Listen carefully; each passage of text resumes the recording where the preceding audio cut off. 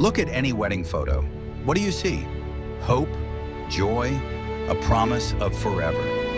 It's the story society has sold us since birth. The money wasn't Find worth the it. one, get married, Now and live they're coming happily for ever us. after. But there's a second story, a story that isn't photographed, a story whispered between trusted friends in quiet bars or typed anonymously into forums at 3 a.m. It's the story of regret. A controversial statistic often circulates in men's circles, suggesting that if they could do it all over again, 90% of married men wouldn't. 90%. Is this just bitter hyperbole, or is it a symptom of a deep systemic sickness that we are forbidden to discuss? This isn't a video about one bad marriage. It isn't about hating your wife. This is an analysis of an institution. We are going to peel back the curtain and look at the hidden truths, the biological, societal, and legal architecture that leads millions of men into a state of silent, profound regret. This is the conversation that polite society avoids, and it starts by understanding the dream we were all sold. Let's be fair. The argument for marriage is powerful. It's the cornerstone of civilization. We are sold a dream of partnership, a ride or die, someone to navigate the chaos of life with. We are sold a dream of family, of legacy, of building something that is bigger than ourselves. A home, a place of refuge where you are loved unconditionally. Not for what you do, but for who you are. It's the dream of looking across the table at 70 years old, holding the same hand, and knowing you built a life together. This dream is beautiful, it's intoxicating, and for a very small, very lucky minority, it might even be real. But for the overwhelming majority, this beautiful dream is the bait. It's the marketing brochure for a product that fails to disclose its devastating terms and conditions. The dream they sell you becomes the blueprint for the prison you end up building for yourself. And the first crack in the foundation always begins with biology. Men and women do not get married for the same reasons. This is the first truth we must accept. A man's primary motivation for marriage is rooted in attraction and the desire for consistent intimacy. He finds a woman who inspires him, who he desires, who he believes is loyal. He marries her hoping, praying that she will never change. A woman's primary motivation for marriage is rooted in security. Her biological imperative is hypergamy, the drive to secure the best possible long-term provider. She finds a man who is stable, resourceful, and committed. She marries him, often subconsciously, knowing she will change him. He marries for attraction. She marries for security. In the beginning, this exchange works. During the dating phase, she provides abundant intimacy and admiration to secure his commitment. He provides resources and attention to secure her loyalty. But the moment the vows are said, the moment the ink is dry on the legal contract, the biological imperatives diverge. She has achieved her goal. The security is locked in. The provider is secured. Her biological mission is complete. For many women, the need to be endlessly attractive, agreeable, and intimate evaporates. The product she was advertising is no longer on the market. He, however, has just begun. His goal, consistent intimacy and partnership, was not a one-time prize. It was a subscription, and he is about to find out that the service has been downgraded. He married the woman he desired. He now finds himself living with a woman who has become a roommate, a business partner, or worse, a mommy 2.0. The bait and switch is this. His primary motivation for the marriage, attraction, is now being starved, while her primary motivation, security, is now his non-negotiable, legally binding obligation. She got her deal. He is just discovering the devastating fine print. This leads directly to the second pillar of regret, the loss of his very identity. Before marriage, you are a man. You are John, or Mike, or David. You have hobbies, passions, dreams. You have an identity that you built. After marriage, you are a husband. Soon you become a dad. And underpinning both of these titles is a new, all-consuming identity. Provider. You are no longer a person. You are a utility.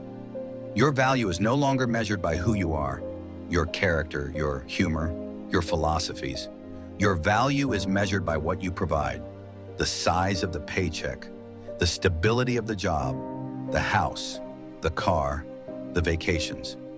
This is the provider trap. It is a silent contract that states your personal aspirations are now secondary to the demands of the family unit. Think about it. Try telling your wife you want to quit your high-stress corporate job to start a business from scratch. Try suggesting you want to take a year off to write a novel or travel. You can't. That John, the man of potential and risk, is dead. The provider cannot fail. The provider cannot take risks. The provider cannot be selfish. He is the foundation of the house, and foundations don't get to have dreams. They just have to be stable. You become the pack mule, loaded with the weight of everyone else's comfort. You work a job you hate to buy things you don't need to impress people you don't like, all while supporting a family that often sees your contribution as an expectation, not a sacrifice. It's the subtle shift in language. The money you earn becomes our money. The bills that you pay remain your responsibility. This erosion of self is the deepest cut.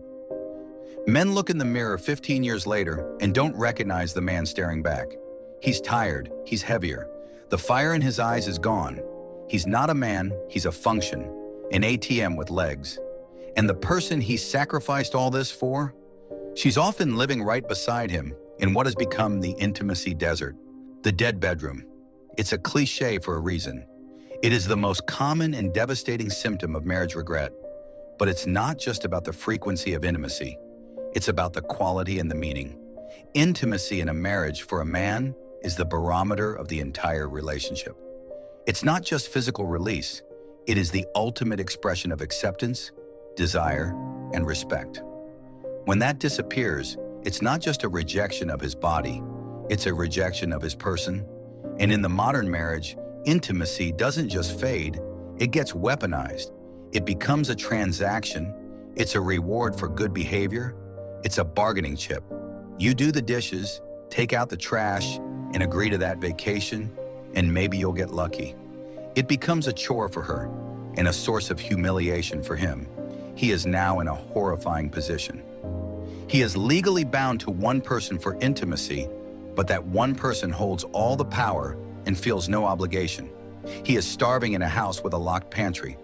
This physical desert creates an emotional one. He cannot express his frustration. If he brings it up, he is needy, he is selfish, he's pressuring her, he's a pig who only thinks about one thing. So he shuts up, he internalizes it. This is the loneliness of the married man. He is living with another human being, someone who is supposed to be his closest partner, and yet he feels completely, utterly alone. He has no one to talk to. He has no outlet.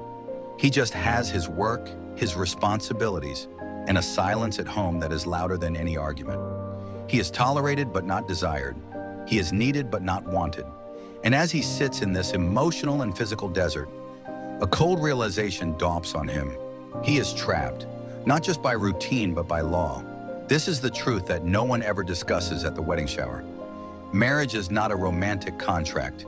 It is a legal and financial one. And it is the single most dangerous contract a man will ever sign.